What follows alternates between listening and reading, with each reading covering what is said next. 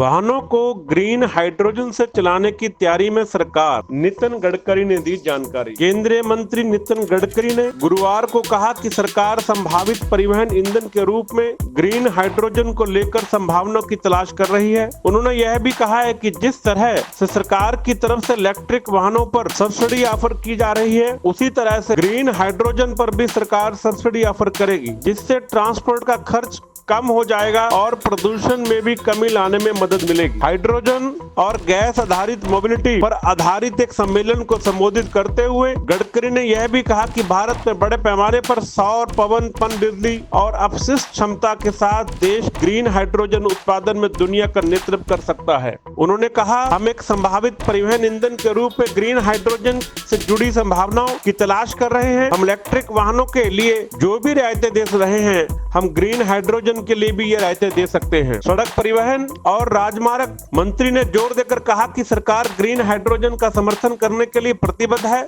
और वह इस मुद्दे पर वित्त मंत्रालय और नीति आयोग के साथ चर्चा करेगी। गडकरी ने कहा कि रिफाइनरी, स्टील, सीमेंट, उर्वरक खनन और औद्योगिक तापन जैसे ऊर्जा गहन उद्योगों के लिए ग्रीन हाइड्रोजन एक आदर्श ऊर्जा स्रोत हो सकता है। यह कहते हुए ग्रीन हाइड्रोजन H2 रिन्यूएबल ऊर्जा का उपयोग करके पानी को विभाजित करके बनाया जाता है। उन्होंने कहा कि समय के साथ ऊर्जा वाहक के रूप में ग्रीन हाइड्रोजन हमारे कुछ ऊर्जा आयातों को कम करने में मदद कर सकती है। गडकरी ने कहा कि ग्रीन हाइड्रोजन उत्पादन लागत का 70% बिजली की लागत से आता है, इसलिए रिन्यूएबल ऊर्जा स्रोतों से अतिरिक्त बिजली हरित हाइड्रोजन उत्पादन अर्थशास्त्र को बढ़ा सकती है। उन्होंने कहा, हम एक एकीकृत रोड मैप लाने और बिजली, bio CNG, LNG, ethanol, methanol और हाइड्रोजन ईंधन सेल जैसे वैकल्पिक स्वच्छ और हरित परिवहन ईंधन के अवसर करने के लिए काम कर रहे हैं और घरेलू रोजगार सृजन को बढ़ावा देगा। उन्होंने कहा कि भारत को भविष्य में यूरोपीय, दक्षिणी पूर्व एशियाई देशों और अफ्रीका के लिए हाइड्रोजन के शुद्ध निर्यात के रूप में देखा जा सकता है। उन्होंने बताया कि HCNG, CNG के साथ हाइड्रोजन मिश्रित का संचालन भी कर रहा है और यह परिवहन क्षेत्र को हाइड्रोजन को संभालने में सीखने में मदद करेगा। मंत्री ने सरकारी सहायक नीतियों और पहलों के साथ यह भी कहा, हमें विश्वास है कि भारत 2030 तक 450 गीगावाट के नवीकरण ऊर्जा के लक्ष्य को पार कर जाएगा। वर्तमान में भारत समग्र